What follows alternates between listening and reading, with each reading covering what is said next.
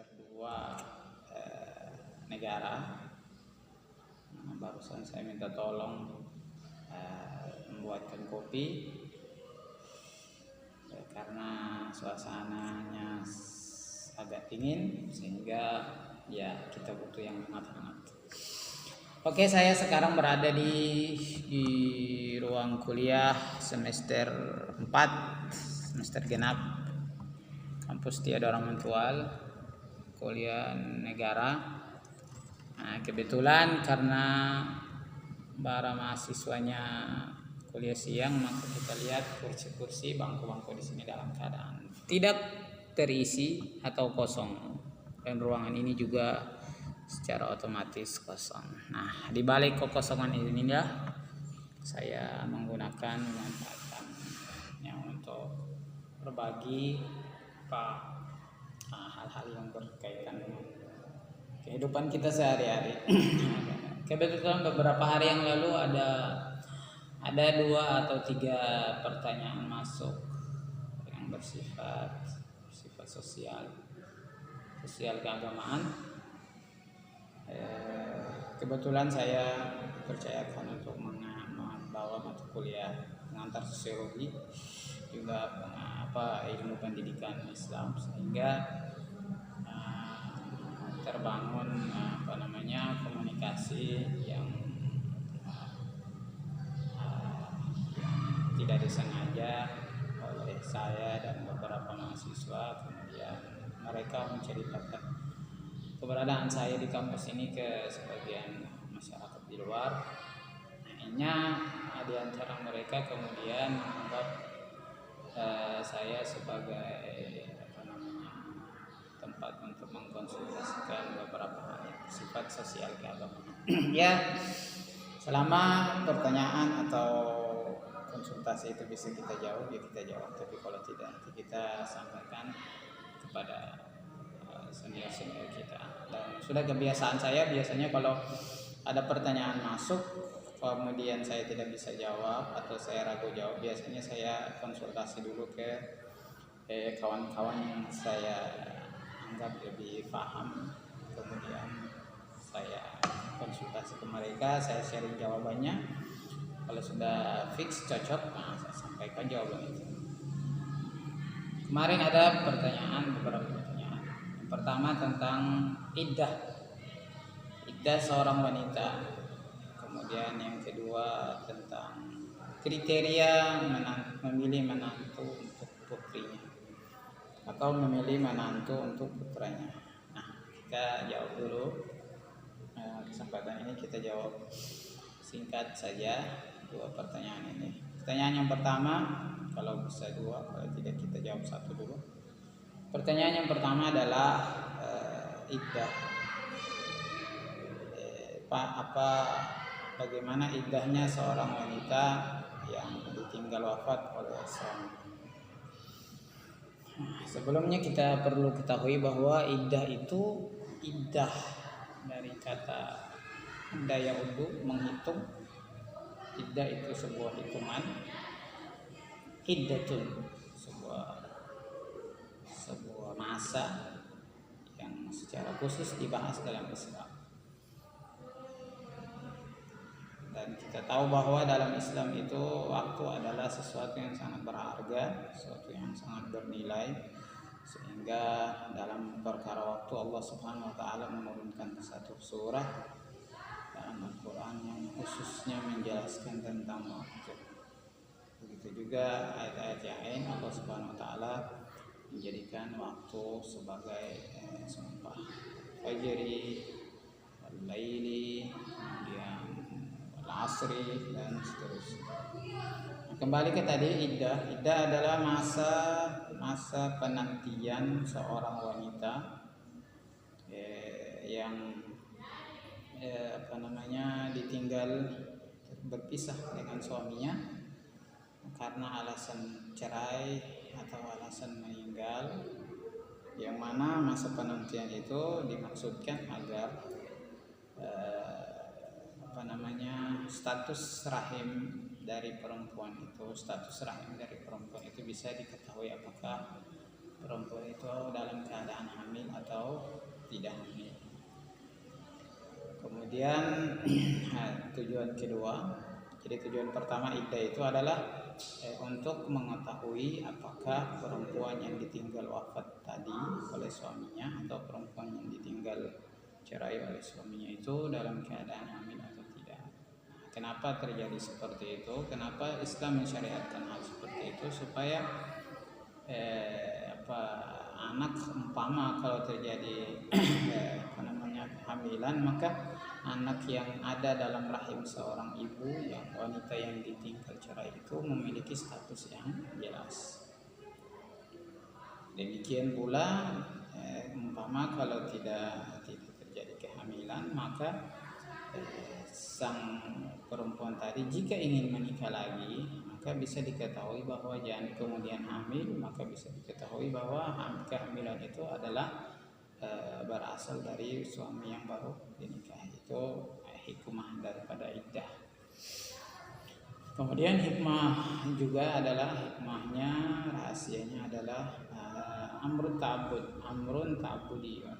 Iddah itu adalah perintah mutlak dari Allah Subhanahu wa taala. Dan semua umat Islam yang beriman kepada Allah dan Rasulnya, beriman kepada Al-Quran, sudah mengikrarkan itu dalam setiap sholat. Itu kita berikrar bahwa segala kehidupan kita, segala aktivitas kita, hidup dan mati kita hanya patuh kepada perintah Allah. Iddah itu perintah Allah yang harus kita tunduk dan patuh. Jadi kadang-kadang perintah Allah itu kadang-kadang kita temukan sebagian perintah Allah itu belum bisa ditangkap, dicerna oleh akal. Kemudian orang-orang yang beriman, dia akan mengatakan sami'na wa ata'na. Tapi kalau orang-orang yang kebetulan imannya rendah, tidak kuat, maka dia akan mencari alasan untuk merendahkan perintah Allah itu. Itu digambarkan di dalam Al-Quran. Alladzina fi qulubihim zaygun fayattabi'una ma tashabaha min. Adapun orang-orang yang dalam hatinya ada zaig, ada keraguan, ada penyakit, mereka akan mencari aib, cari kesalahan dalam perintah. Hal seluruh perintah Allah Subhanahu wa taala itu dalam ajaran Islam, kita sebagai orang iman meyakini bahwa pasti ada rahasia. Jika belum terbukti hari ini, bisa jadi terbukti beberapa tahun kemudian, beberapa generasi kemudian. Dan itulah sunnatullah yang terjadi, di mana setiap perintah Allah, setiap kebenaran Islam itu setiap zaman terkuat. Jadi kita kembali lagi, iddah adalah masa penantian seorang wanita setelah ditinggal pisah suami. Perpisahan itu karena menikah, suami itu menceraikannya ataupun meninggal. Kemudian wanita dalam iddah ini terbagi dua. Ada wanita yang iddahnya itu adalah iddah cerai, ada yang iddah cerai, kemudian ada yang iddah wafat. Kalau iddah cerai itu iddah yang dijalani oleh seorang perempuan karena diceraikan oleh suami. Biasanya dalam Al-Quran itu aturannya adalah dia menanti 3 kali suci, 3 bulan.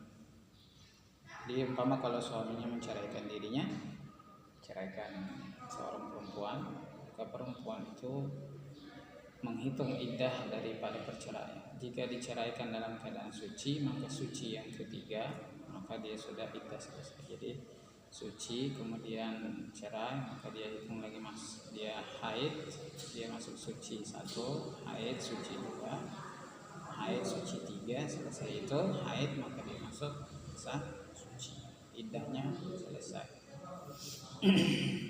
Itu kalau seorang istri ditinggal wafat oleh suaminya, ditinggal cerai oleh suaminya dalam keadaan normal. Tapi kalau umpama seorang istri diceraikan oleh suaminya, kemudian istrinya dalam keadaan hamil, maka iddahnya adalah sampai perempuan itu melahirkan, iddahnya sampai selesai melahirkan. Al-Quran, Allah Subhanahu Wa Taala berfirman dalam Al-Quran, wa ulatul ahmali ayyadana hamlahunna, mereka yang memiliki janin dalam kandungan, mereka yang sedang hamil, maka haidnya, iddahnya adalah selesai melahirkan. Tapi kalau perempuan ini diceraikan dalam keadaan tidak hamil, maka iddahnya tadi salah satu dia harus menunggu sampai 3 kali. Qar itu dalam mazhab Syafi'i menganggap suci, dalam mazhab Maliki atau sebaliknya, salah satu dari keduanya. Ada yang menganggap menghitung qar itu adalah kesucian, masih suci, ada yang mengusah. Intinya adalah tiga kali masa peredaran haid bagi menstruasi bagi seorang perempuan. Kalau perempuan itu tidak mengalami hamilan. Itu iddah yang pertama. Kemudian iddah yang kedua adalah status perempuan yang kedua adalah dia berpisah dengan suaminya karena kematian. Suaminya meninggal dunia. Nah, kalau umpama seorang istri ditinggal wafat oleh suaminya, maka iddahnya wanita itu adalah arba'atu asyhur 4 bulan 10 hari. Allah berfirman dalam Al-Quran, walladzina yatawaffawna minkum wa yadharuna azwajan yatarabbasna bi anfusihinna arba'ata asyhurin wa asyra.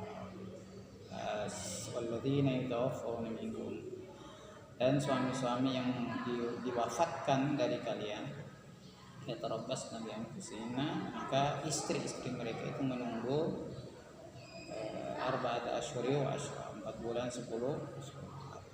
Dan itu nas, tidak bisa dirubah, tidak bisa otak-atik. Itu iddah jenis kedua, iddah wafat. Jadi dalam Islam dikenal namanya iddatul hamal, iddatul talaq, kemudian iddatul wafat. Jadi perlu diperhatikan itu, karena sebagian orang kadang-kadang tidak mempedulikan itu, sehingga nanti akan terjadi tashbih, syubhat dalam kehamilan.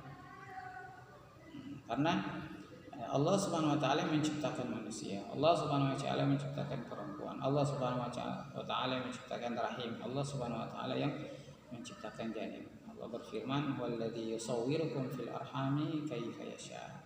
Itu rentetan daripada ayat-ayat tentang penciptaan manusia, penciptaan kita dalam rahim. Maka ketika Allah memerintahkan kita untuk iddah, itu Allah lebih paham, pasti ada rahasia di balik.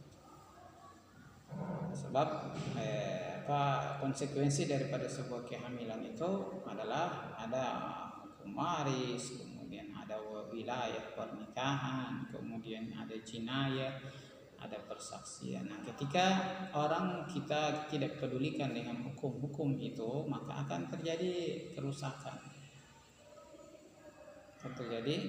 Sehingga perlu kita perhatikan itu.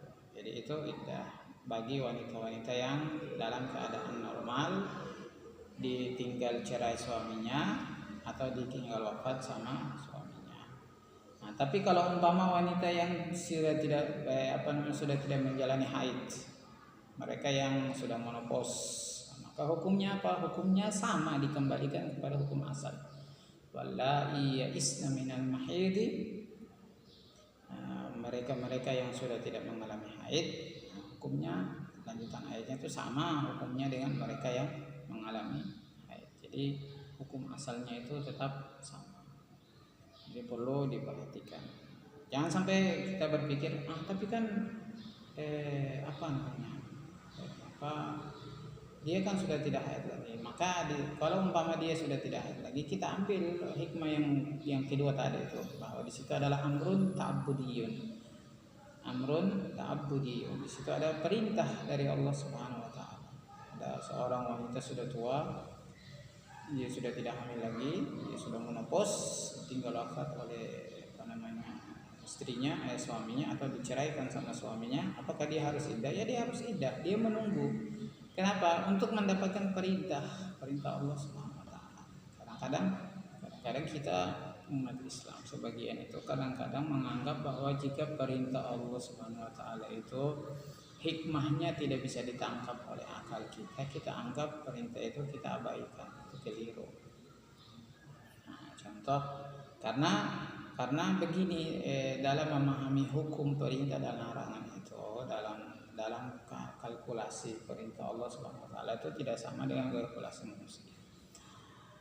Dan itu dijelaskan dalam usul fikih. Contohnya al-aslu fil amri lil wujub. Itu hukum asal. Hukum asal daripada perintah adalah wajib dikerjakan. Nah, kemudian kalau kita lihat ke bahasanya, al-amru dibunahi. Amr perintah itu adalah kebalikan dari larangan. Sehingga kalau Allah memerintahkan kita untuk melaksanakan sesuatu lalu kita kerjakan, itu hukumnya sebanding dengan Allah melarang sesuatu lalu kita tinggalkan. Halnya sama. Kadang-kadang kita nalar kita tidak sampai sejauh itu, sehingga kalau Allah melarang jangan bikin sesuatu yang kita anggap itu receh kecil, nah itu kan kecil. Padahal kalau kita tinggalkan sama sebanding juga dengan Allah perintahkan sesuatu yang sama sebanding dengan itu. Itu perlu kita perhatikan.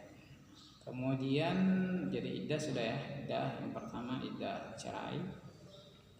Itu dia menunggu sampai melahirkan kalau wanita itu dalam keadaan hamil, atau dia menunggu 3 bulan suci baru dia boleh selesai iddahnya. Nah, begitu juga kalau wanita itu ditinggal wafat, maka dia menunggu kalau dalam keadaan hamil dia harus menunggu sampai melahirkan. Tapi kalau dia tidak dalam keadaan hamil, maka dia menunggu 4 bulan 10 hari, itu masa iddah. Kemudian kita yang di luar selain perempuan itu, maka ada hukum yang berkaitan dengan iddah. Apa itu? Hukum khitbah, hukum melamar. Wanita yang berada dalam masa iddah itu tidak boleh dilamar dalam bentuk dalam bentuk langsung. Kalau sindiran saja itu dibolehkan. Tapi kalau sindiran betul ya, bukan sindiran yang memaksa, sindiran yang tapi kalau khitbah langsung datang melamar atau mengucapkan ucapan-ucapan yang mengandung kata lamaran, itu diharamkan di dalam Islam, itu tidak boleh. Jadi kalau seorang wanita yang baru ditinggal wafat atau baru diceraikan seorang suaminya, maka dia tidak boleh menerima atau orang lain tidak boleh menyampaikan lamaran kepada orang tersebut. Kemudian yang dilarang juga saat wanita itu dalam keadaan iddah adalah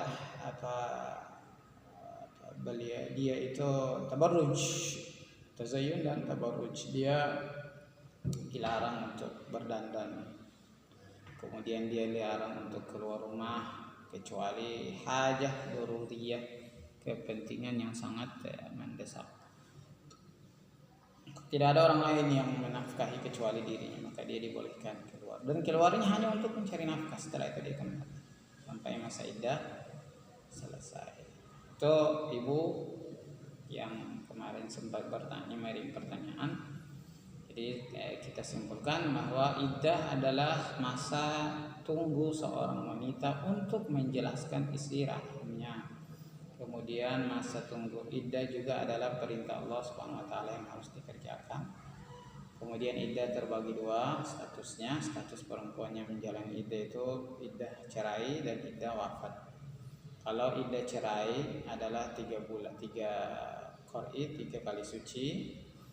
Sedangkan kalau iddah wafat 4 bulan 10 hari. Itu kalau tidak hamil. Tapi kalau dalam keadaan hamil maka